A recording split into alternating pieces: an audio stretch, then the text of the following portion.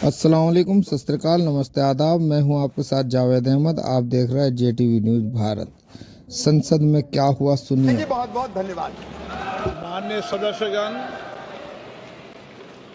अगर सभा की सहमति हो तो सभा की कार्रवाई आइटम नंबर 27 की समाप्ति तक बढ़ा दी जाए।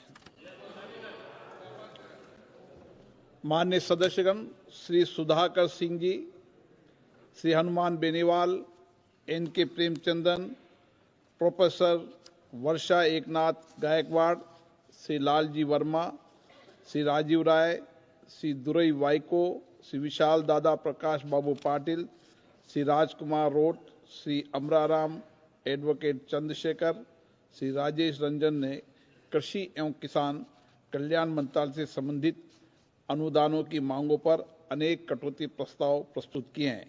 मैं आप सभी कटौती प्रस्ताव को एक साथ सभा के मतदान के लिए रखता हूं। प्रश्न ये कि माननीय सदस्यों द्वारा प्रस्तुत सभी कटौती प्रस्ताव स्वीकृत किया जाए। जो सदस्य इसके पक्ष में हैं वो हाँ कहें, जो सदस्य विरोध में ना कहें।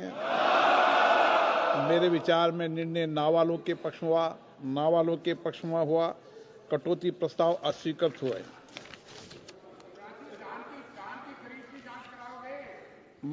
अब मैं कृषि एवं किसान कल्याण मंत्रालय से संबंधित वर्ष 25-26 की अनुदान की मांगों को सभा के मतदान के लिए रखता हूं। प्रश्न ये है कि अनुदानों की मांगों की सूची के स्तंभ 2 में कृषि एवं किसान कल्याण मंत्रालय से संबंधित मांग संख्या 1 और 2 सामने दर्शाए गए मांग शीर्षों के संबंध में 31 मार्च 2026 को समाप्त होने वाले वर्ष में संधाई के दौरान होने वाले खर्चों की अदायगी करने हेतु अनुदानों की मांगों की सूची के स्तंभ 3 में दर्शाई गई राजस्व लेखा, पूंजी लेखा संबंधी राशियों से अनधिक संबंधी राशियां भारत की संचित निधि में से भारत के राष्ट्रपति को दी जाए। जो सदस्य इसके पक्ष में हैं वहां कहें, जो सदस्य विरोध में ना कहें। मेरे विचार में निर्णय हाँ वालों के पक्ष में हुआ, निर्णय हाँ वालों के पक्ष में हुआ। कृषि और कल्याण मंत्रालय से संबंधित अनुदानों की मांगे नाकार। तो जानते हो आप कि किसानों को अनुदान नहीं देना चाहते क्या? थोड़ा बहुत तो विद्वान बनो, ऐसे क्या करते हो?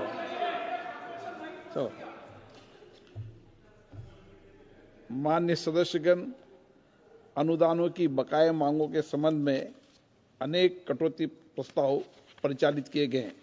समय अभाव के कारण मैं सभी कटौती प्रस्तावों को प्रस्तुत किया हुआ मान रहा हूं।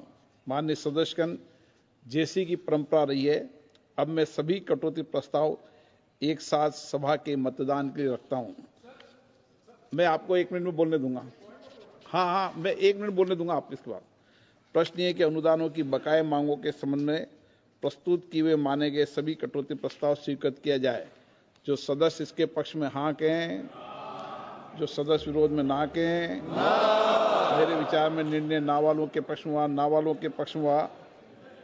अनुदानों की बकाया मांगों के संबंध में प्रस्तुत किए माने गए सभी कटौती प्रस्ताव स्वीकृत हुए। बोलिए NK Premachandran ji. Sir, thank you very much. Sir, my point of order is in respect of Rule 331G, Clause D of the Rules of Procedure and Conduct of Business in Lok Sabha. Sir, this House is going to approve and giving approval for 47,41,250 crores of rupees. Within seconds, we are granting. Sir, my point is the department-related standing committees. There is a specific provision in the rule procedure relating to the demand of grants. Sir, Clause D says that the demand for grants shall be considered by the House in the light of the reports of the committee. Okay. It is quite unfortunate to note that most of the standing committees relating to the department relating standing committee have not submitted the report so far. Without having the report, we are making the discussions, we are considering the demands. It is not proper and fair. At least I am seeking a ruling from the Honorable Speaker at least a direction be given Okay. that the standing committee should Okay. submit their reports before the demands are taken for consideration. This is my point of order. Kindly have a ruling on this. NK Premachandran ji, आपने जो विषय उठाया, पूर्व में भी इस तरह की कई बार परंपरा रही है और इस विषय पर मैं सदन का ध्यान रूल 221 की ओर आकर्षित करना चाहता हूं, जिसमें अध्यक्ष वित्तीय कार्य को समय पे पूरा करना के लिए नियत समय पर सभी अविश्य विषयों को सभा के मतदान के लिए रख सकते हैं। कार्य मंत्रणा समिति के अंदर शाम को 6 बजे बुलेटिन का समय निश्चित हुआ था और इसको देखते हुए मैंने पूर्व की प्रक्रियाओं को